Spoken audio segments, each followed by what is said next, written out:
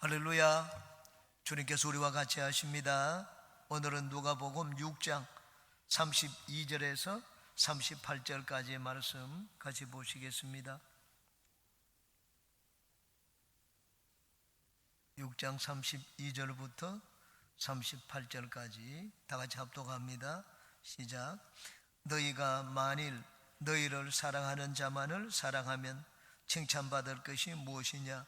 죄인들도 사랑하는 자는 사랑하느니라.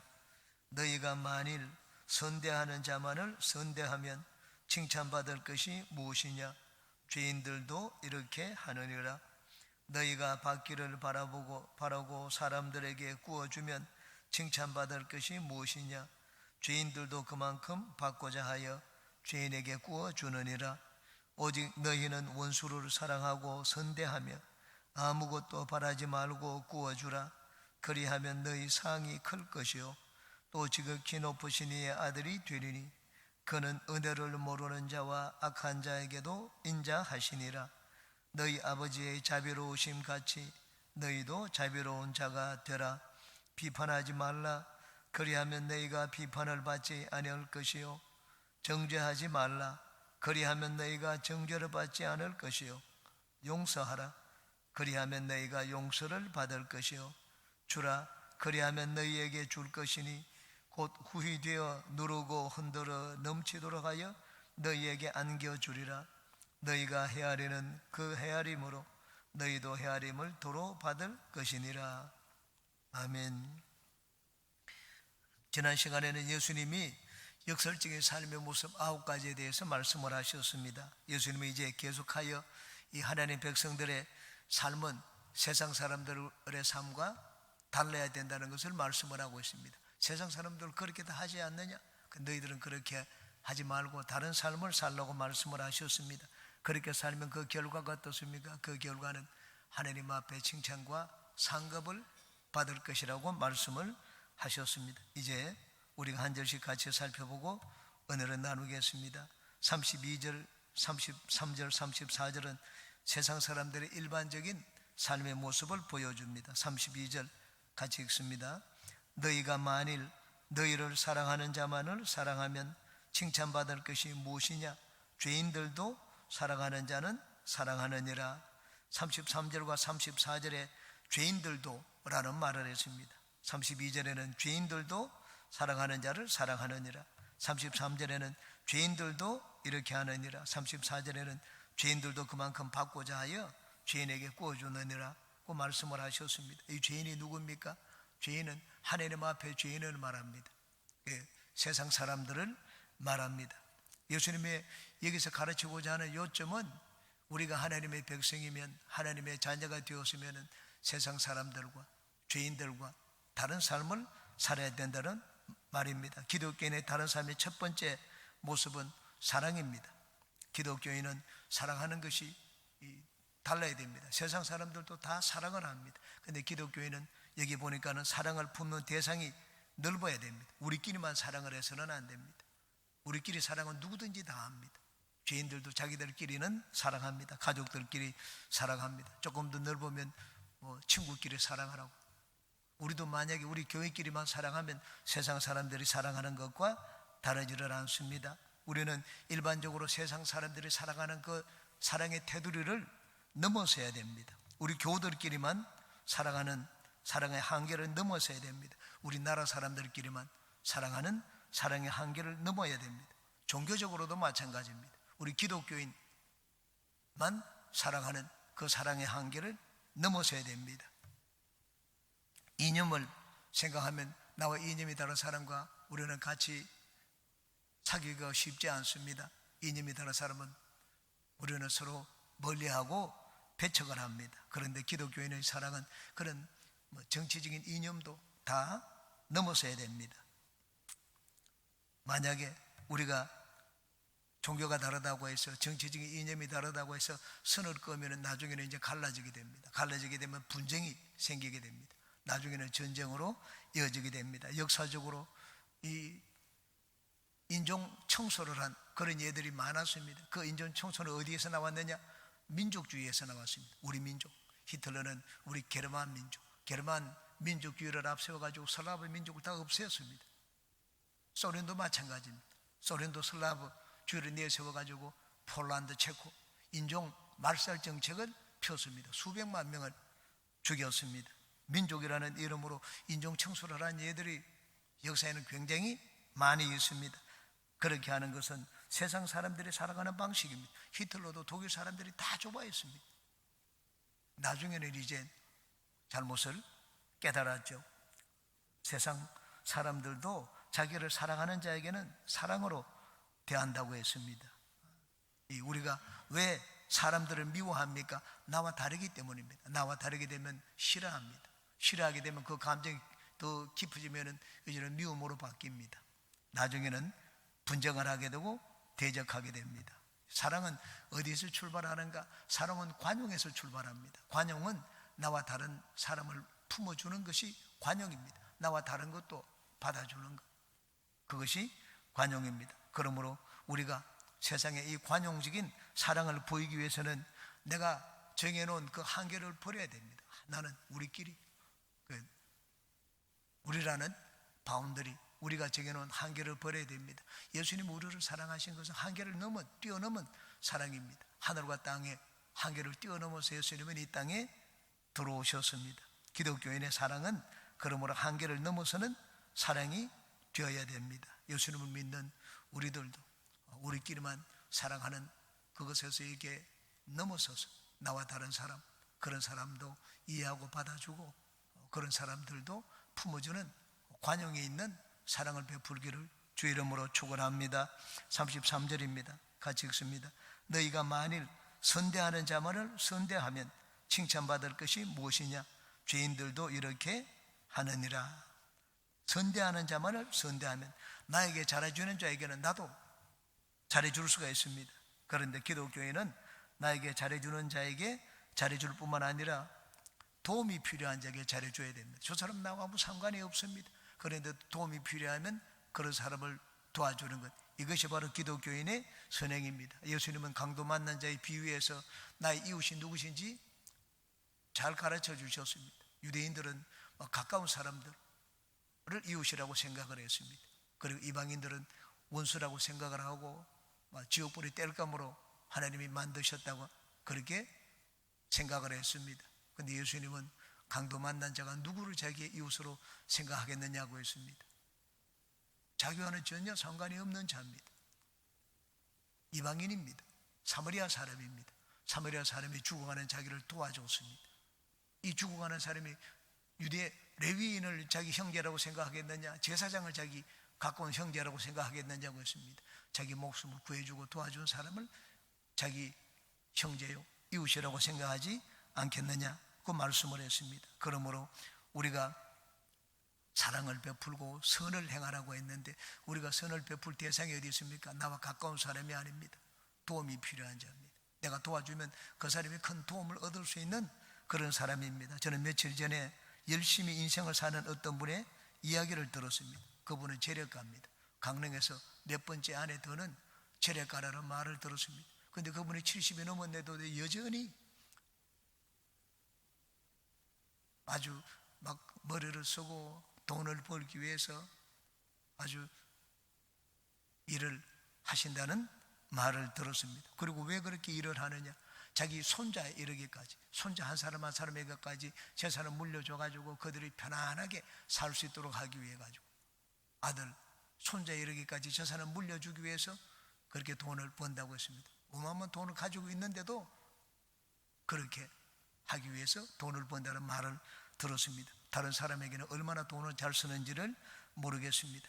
가까운 자들에게 잘해주는 건 누구나 다 할 수 있는 것입니다. 자연인의 기본적인 심성입니다. 그런데 우리는 기독교인이 되었다, 내가 하나님의 백성, 하나님 자녀가 되었다는 것이 무엇을 의미하는지 한번 좀 곰곰이 또 반성적으로 깊이 생각해 볼 필요가 있습니다. 내가 잘해줘야 될 자가 누구인지 한번 생각해 보아야 됩니다. 내가 잘해줘야 될 자는 내 가족이 아닙니다. 내가 잘해줘야 될 자는 내가 도와줘가지고 그 사람이 큰 덕을 볼 수 있는 그런 자가 내가 도와줘야 될 자입니다.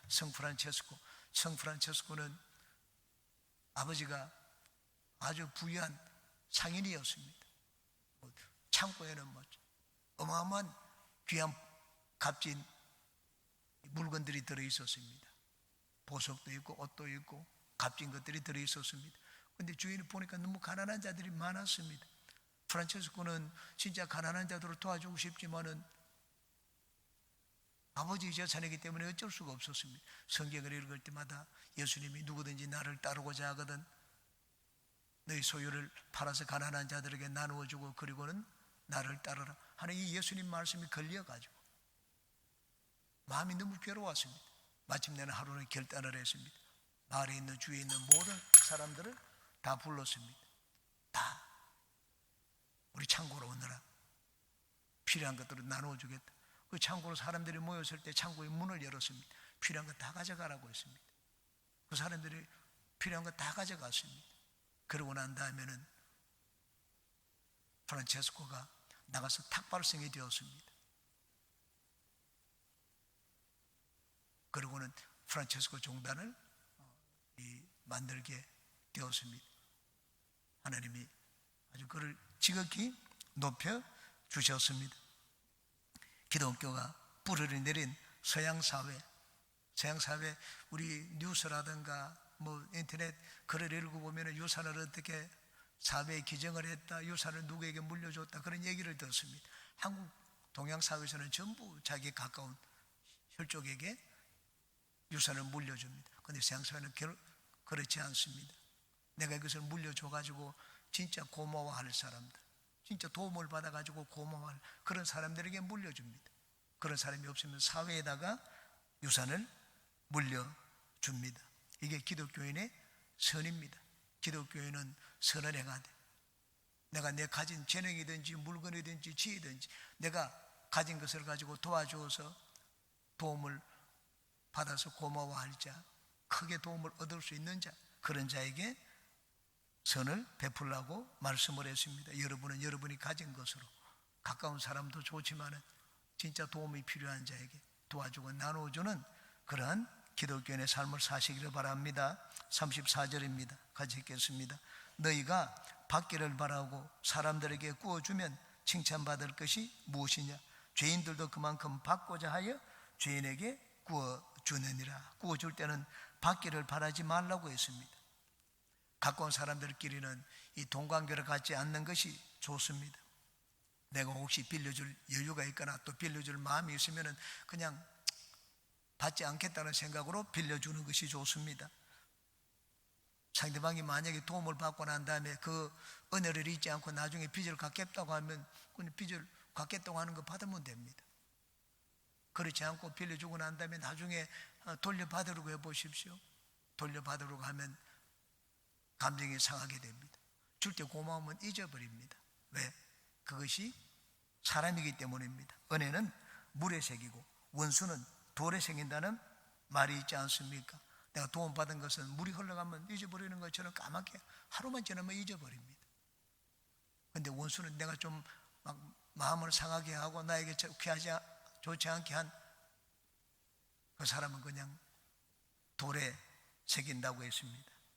그러므로 이 동관계를 갖게 되면 빌려주고 돌려받고 그렇게 하면 고마움을 아는 것이 아니라 나중에는 돈도 잃고 사람도 잃게 됩니다. 그래서 교회에서는 될 수 있는 대로 동관계를 하지 않는 것이 좋습니다.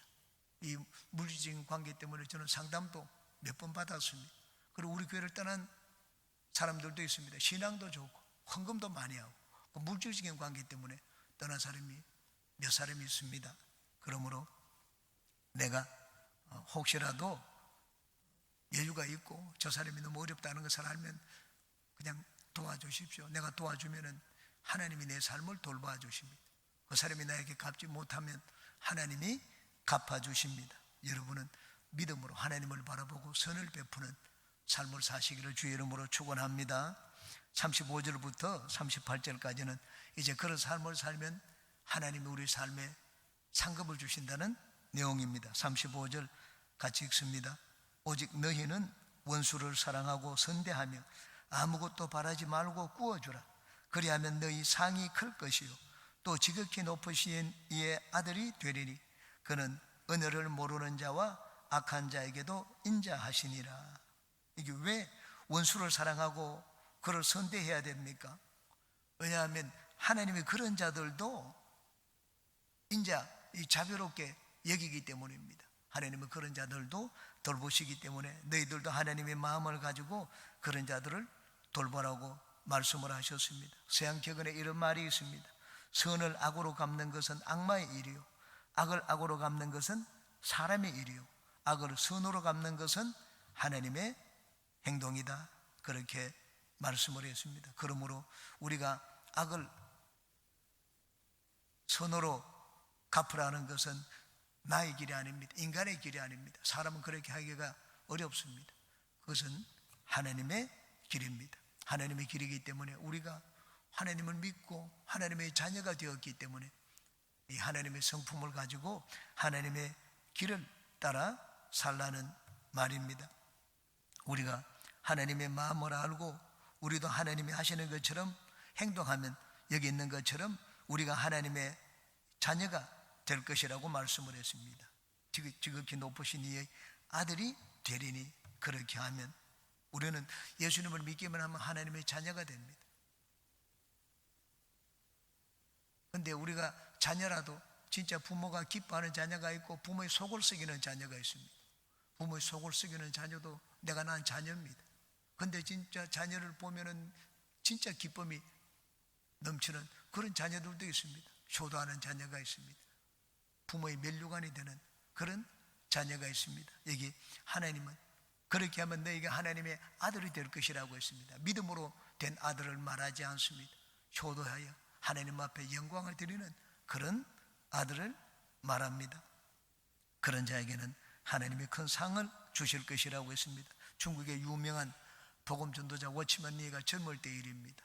젊을 때 농사를 짓는데 논에다가 그냥 하루 종일 일을 해서 밭에다가 물을 떼어 놓았습니다. 근데 그 다음날 일어나서 보니까는 논에 그 물 되었던 그 물이 아래 논으로 다 빠져나가고 없었습니다.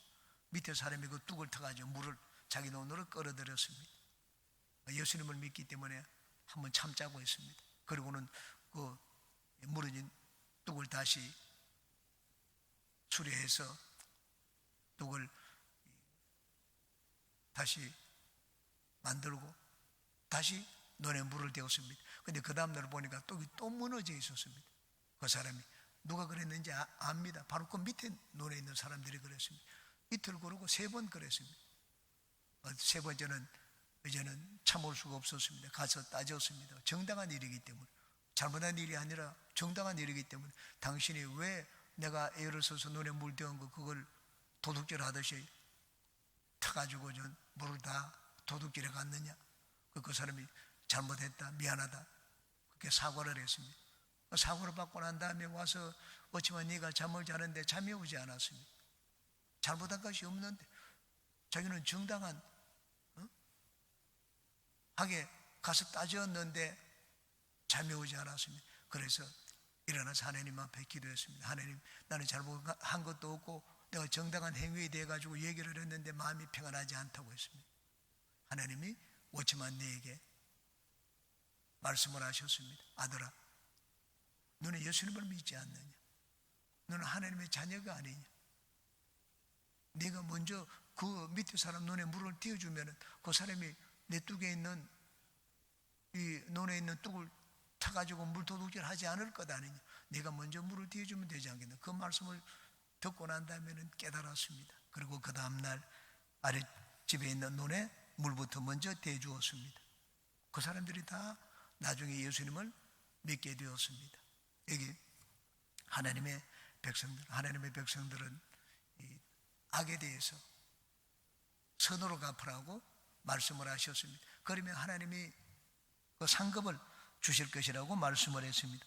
그러므로 우리는 나는 구원받아 하나님의 자녀가 되었다 하는 그것만으로 기뻐해서는 안 됩니다. 상급을 받을 것이라고 했습니다. 우리는 하나님의 상급을 받는 하나님 자녀가 되어야 됩니다.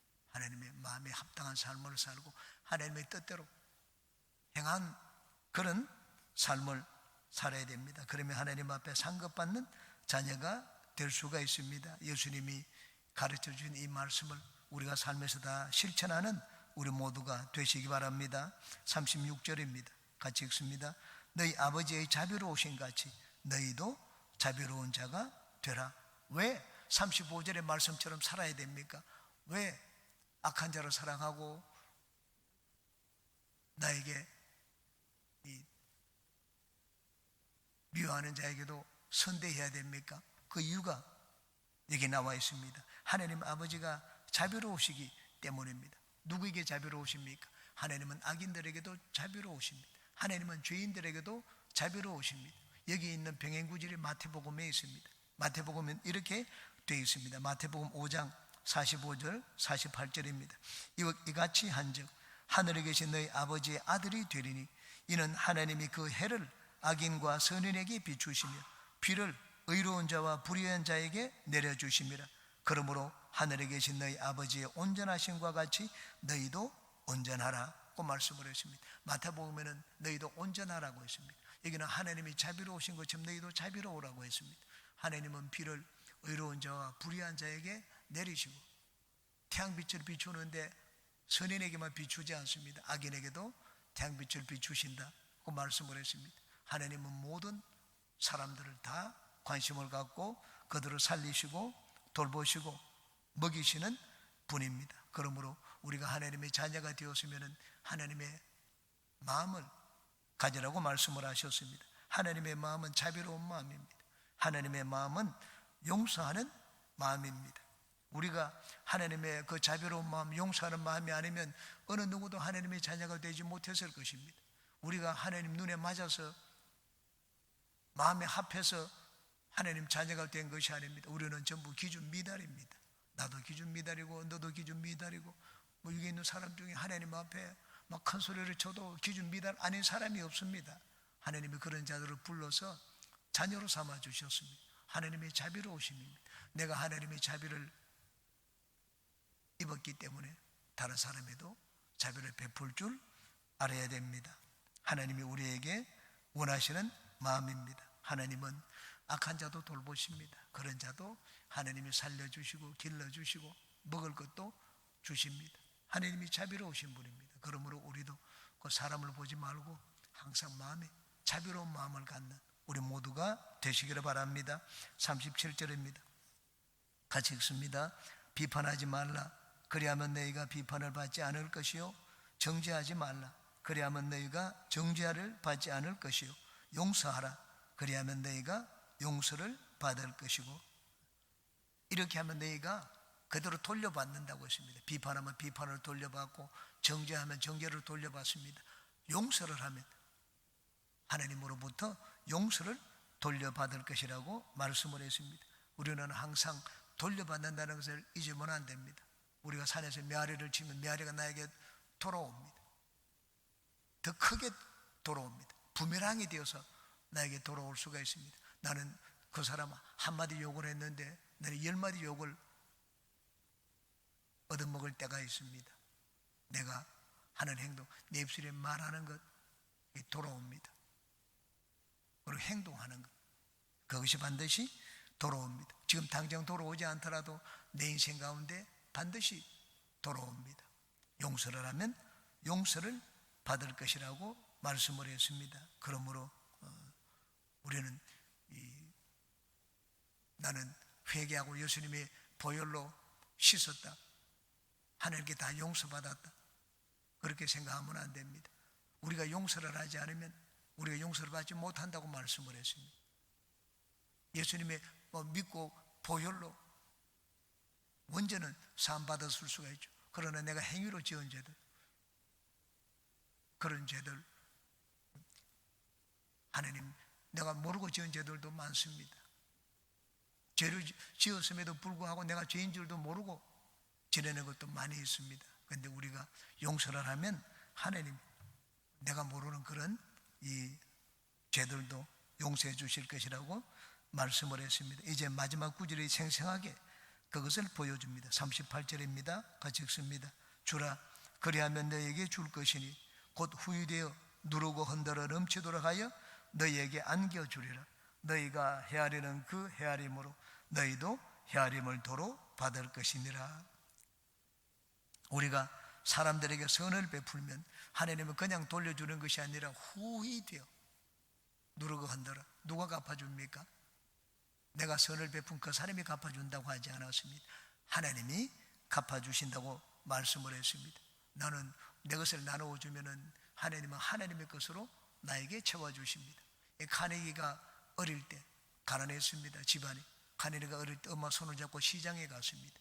그 시장에 딸기 과일 가게 앞에 섰는데 딸기가 먹고 싶었습니다. 먹고 싶어가지고 그 앞에 계속 딸기를 보고 있으니까 그 과일 장사 그 주인이 아이가 너무 막 먹고 싶어하는 모습에 저러와가지고 얘야 그 딸기 그 몇 개 가져가라 그렇게 얘기를 했습니다. 근데 계속 이 카네기가 딸기 바구니 앞에 서서 가져가지 않고 서가지고 보기만 하고 있었습니다. 엄마가 거기 옆에 있는데